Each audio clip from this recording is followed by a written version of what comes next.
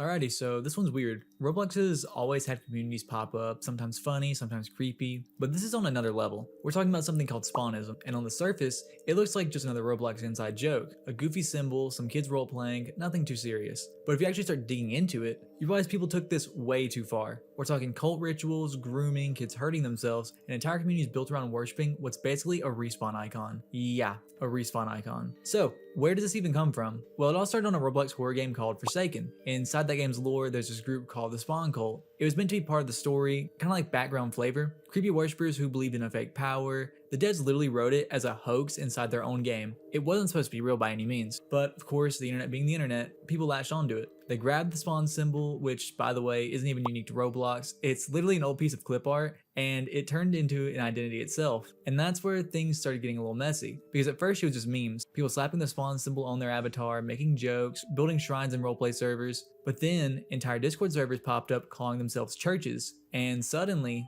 it wasn't just roleplay anymore. You had kids praying to this thing, carving it into their skin, and believing that if they bled, they were proving their own faith. All of this from a joke in a horror game. So, in this video, I want to break down the whole thing, where Spawnism came from, how it spread, the people who ran it, the victims who got caught up in it, and why this little random symbol managed to spiral into one of the most disturbing stories Roblox has ever seen. And to really understand how it all got here, we've got to rewind back to Forsaken and look at how a piece of in-game lore set the whole thing off. So Forsaken, if you've never heard of it, it's one of those dark Roblox horror experiences with a lot of lore packed into it. You've got monsters, survivors, and this creepy atmosphere where the whole story kind of unfolds through characters. And buried inside that lore is where Spawnism comes from, the cult of Spawn. In the game, there's this character named Two Time, and his whole gimmick was supposed to be tied to respawning, like he's this mysterious guy who cheats death. People in the story treat him almost like a prophet. But here's the catch. The devs themselves made it clear that his powers were fake. In the Forsaken lore, Spawnism was literally written as a hoax religion. It was supposed to show how gullible people in that world were, clinging to a false promise of respawning after death. The spawn symbol itself, not even some unique Roblox creation. It's literally a piece of old school clip art, like something you'd find buried in Microsoft Paint back in the 90s. The devs slapped it in as a placeholder for a cult emblem, and that was it, nothing more. But when players found it, it hit different. Something about the way it looked, simple but eerie, made it stick. People started making edits of it, wearing it on their avatars, turning it into stickers,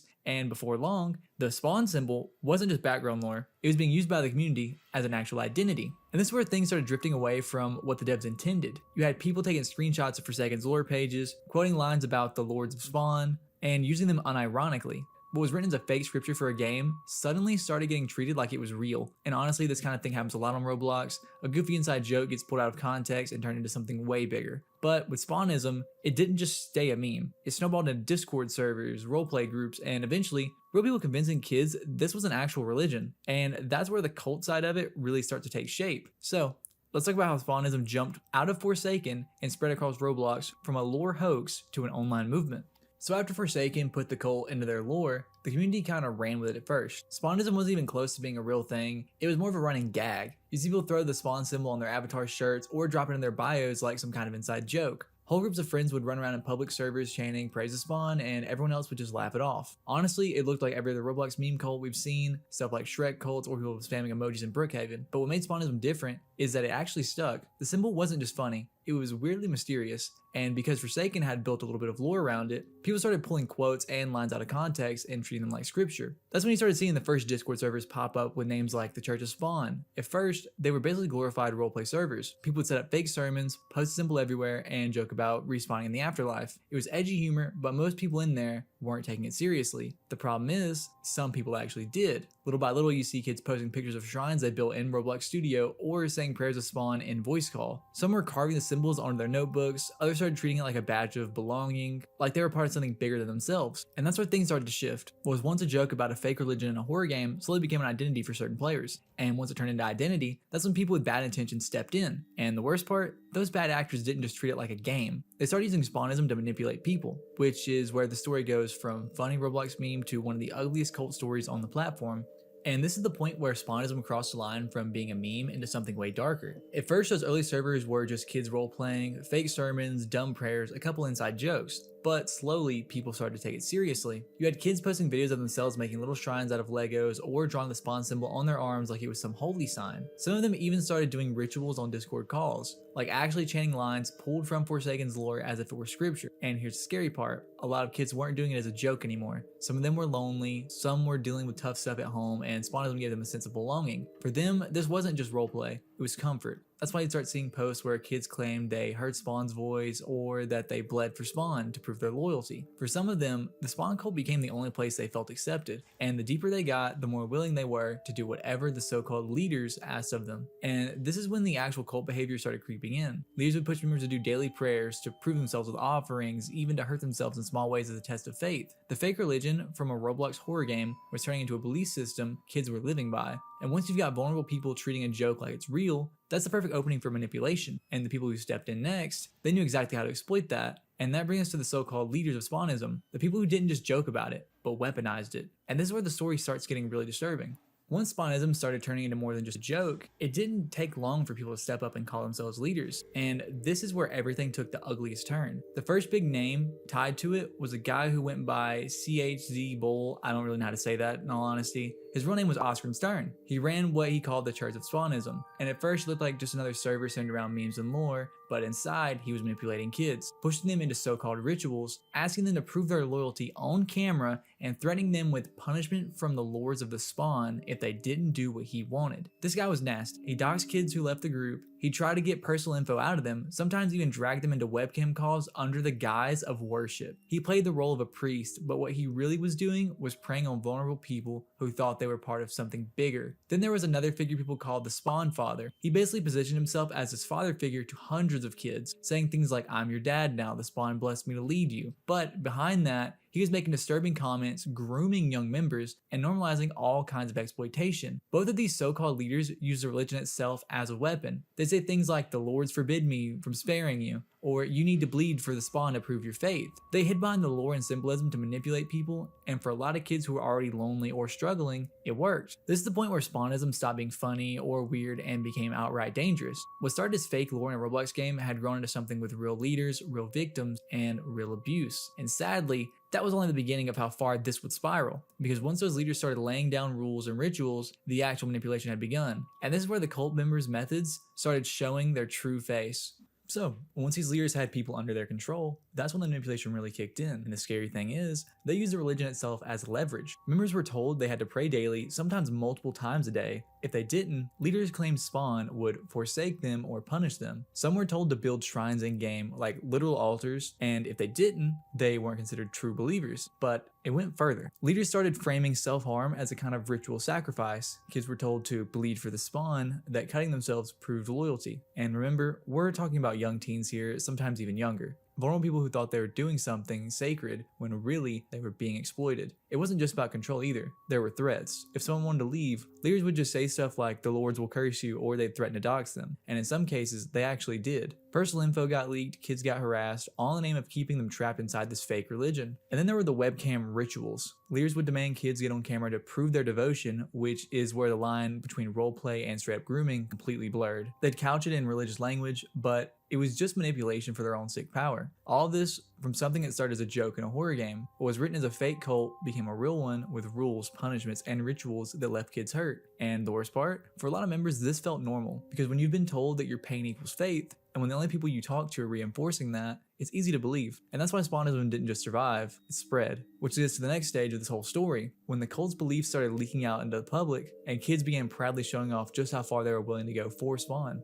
So by this point, Spawnism wasn't just a Discord thing anymore. It started leaking out into the wider Roblox community, and the way people acted made it pretty clear. Some of these kids genuinely believed. You'd see posts where people bragged about bleeding for Spawn like hurting themselves was a badge of honor. Others would talk about hearing Spawn's voice late at night, or claiming that their pain meant they were chosen. In game, you'd run into groups chanting praise of Spawn like it was some prayer. Some even built custom maps with altars and shrines, trying to make spaces where they could roleplay their faith. And for outsiders, it looked like a creepy inside joke, but for the people inside, it was treated like a ritual. There were coordinated events too. Servers would set times for everyone to join in, recite lines, spam the chat with prayers, and post a symbol everywhere. It wasn't just casual play anymore. It looked like a church service, except twisted into this fake religion. And the disturbing thing is how proud people were of it. Kids were making edits with the spawn symbol glowing over their avatars, talking about being chosen believers and treating every little act as proof of loyalty. What started as memes had become personal identity, and once something becomes your identity, it's way harder to walk away from. For a lot of these members, Spawnism wasn't a joke, and it wasn't just a roleplay storyline. It was a community where they felt important, and that's why. Even when the rules got darker and the rituals got more extreme, people stayed. And the further it spread, the harder it became to tell who was role-playing and who was actually brainwashed into thinking this was real. And honestly, that blurred line is what made Spawnism so dangerous. But if you thought that was bad, it somehow gets worse, because those beliefs weren't just floating ideas around online. They led to real-world harm, and some of the stories from this stage of Spawnism are genuinely disturbing. The idea of bleeding for spawn wasn't just talk anymore. There are documented cases of kids actually hurting themselves because they thought it proved their faith. Leaders framed it as a ritual offering, and members bragged about it like it made them more loyal. And remember, a lot of these kids were super young. We're talking early teens, some even younger, people who should have been playing games after school and just having fun. Instead, they were being convinced that pain was holy. Some members also described hearing voices or feeling watched by Spawn, like their mental health was breaking under the pressure of this fake belief system. It's not that the symbol had any actual power, it's that the manipulation convinced them it did. There are also stories of kids getting isolated if someone questioned the cult, leaders would threaten them, guilt trip them, or even leak their personal info. So, a lot of people just stayed silent. For them, leaving didn't feel like an option. That's why Spawnism isn't just some Roblox meme going too far. It actually left kids hurt, scarred, and in some cases, traumatized. And the worst part is that most parents had no idea what was happening, because it all played out online. Hidden Discord servers, TikToks, and private Roblox chats. What started as a joke and Forsaken had become a cycle of control and abuse, and by the time the wider Roblox community noticed, the damage had already been done. And once word started getting out, the community did push back. Players, developers, and even outsiders began calling Spawnism what it really was, a cult. But that reaction wasn't enough to stop it from spreading even further.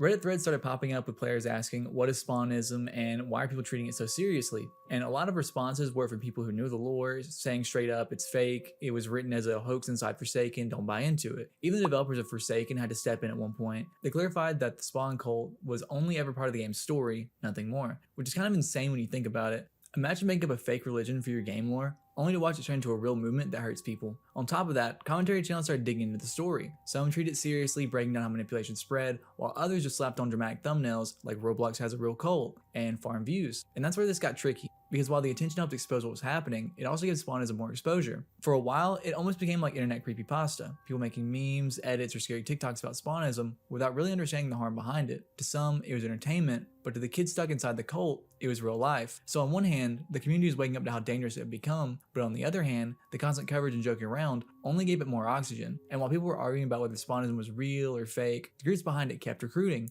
And that's when something even more concerning happened, because Spawnism didn't just stay an isolated cult. Extremist groups from outside Roblox started latching onto it too. So, just when you think it can't get any worse, Spawnism wasn't just its own little thing anymore. Other groups saw the attention it was getting and decided to hijack it.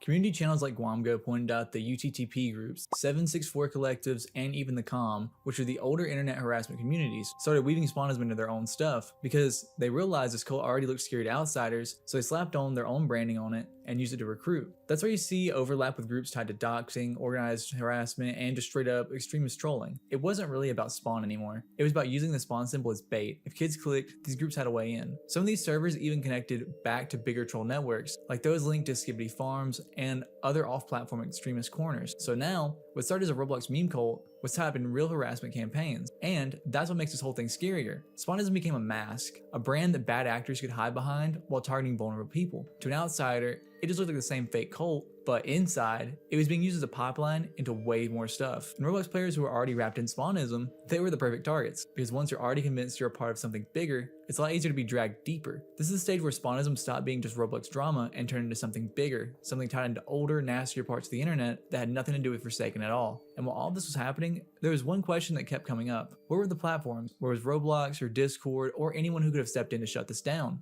All of them had Spawnism content floating around, and for the most part, it just sat there. Roblox's moderation system is great at slapping you with a ban for saying L in the chat, but a cult worshipping a respawn icon, that somehow slips through the cracks. And yeah, technically, most of the really disturbing stuff happened off-platform in Discord servers or TikToks, but the problem is Roblox is the entry point. Kids see the symbol in Forsaken or slapped on an avatar shirt, they get curious, and then they get dragged off-platform where moderation is even looser. Discord especially was a mess. Hundreds of kids in the servers named the Church of Spawn or Spawn's followers, and nothing really happened until those communities got so big they couldn't be ignored. By then, tons of damage had already been done, and TikTok didn't help either. Edits glorifying the Spawn symbol, creepy lore compilation, all of it just added to the myth. None of it looked outright dangerous on the surface, but when you know what's really going on, it's clear it was fueling the fire. That's the frustrating part. Moderation always seems to hit the easy targets, the meme posts, the harmless stuff, even kids just making jokes. But the actual harmful communities, they get to grow unchecked until the situation is already out of control. By the time Roblox or Discord finally noticed, it's too late. Victims are already hurt, bad actors have already moved on, and the cult is splintered into smaller groups that are even harder to track. And if you're wondering how Spawnism got as far as it did, that's your answer. It wasn't just the leaders manipulating kids, it was the platforms dropping the ball over and over. And once mainstream outlets started catching wind of this, Spawnism went from just a Roblox problem to a full-on internet headline, which, of course, only made the story bigger.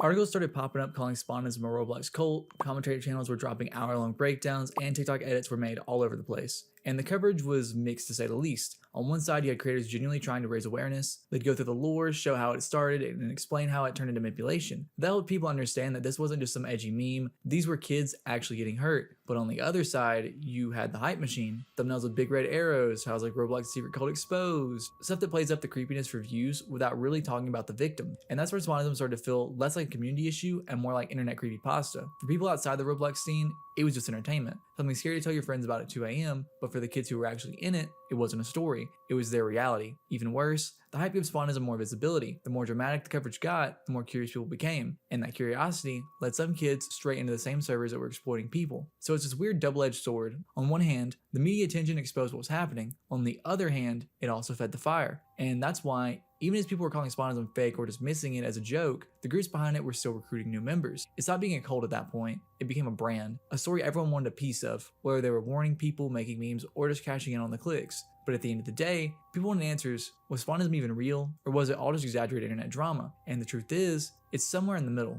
Okay, what's actually real about Spawnism and what's just hype? Because depending on where you heard about it, you either think it's a full-blown global cult or just another Roblox meme. But here's the truth, both sides are kind of right. What's real is Spawnism absolutely started as Forsaken lore, and people did hijack that into real Discord servers and communities. There were definitely leaders who manipulated kids, pushed rituals, and even coerced people into self-harm. That part is well documented, and it's not just internet rumor. What's also real, there were extremist groups like UTTP and others who latched onto Spawnism and used it as a mask for harassment campaigns. For some victims, this wasn't just roleplay gone wrong, it turned into doxing, grooming, and lasting trauma. But here's what it's exaggerated. Spawnism was never this massive organized religion all across all of Roblox. The way some thumbnails make it sound, you'd think millions of people were secretly worshiping Spawn symbol in every game. That's not true. Most Roblox players either never heard of it, or they just thought it was a joke when they saw it. And the hype, YouTube and TikTok definitely played a role in making it look scarier than it already was. Some creators blew things way out of proportion, calling it the biggest cult Roblox has ever seen, when in reality, it was just a handful of servers that spiraled out of control. So yeah, Spawnism is both real and not real at the same time. Real enough that people got hurt, but not this massive underground religion that a lot of clickbait made it out to be. And once you understand that middle ground, it's easier to see what Spawnism actually was. A messed up mix of game lore, meme culture, vulnerable kids, and bad actors who knew how to take advantage of it.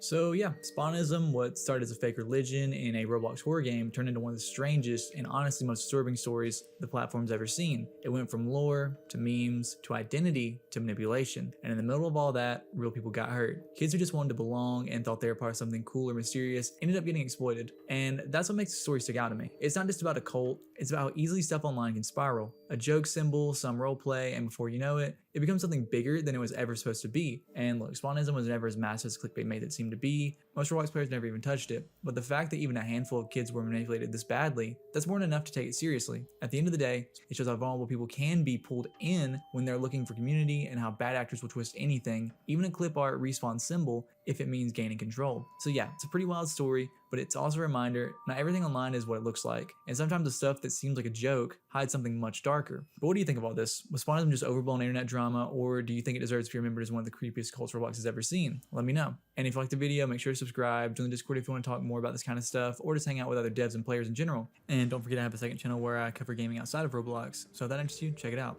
See ya.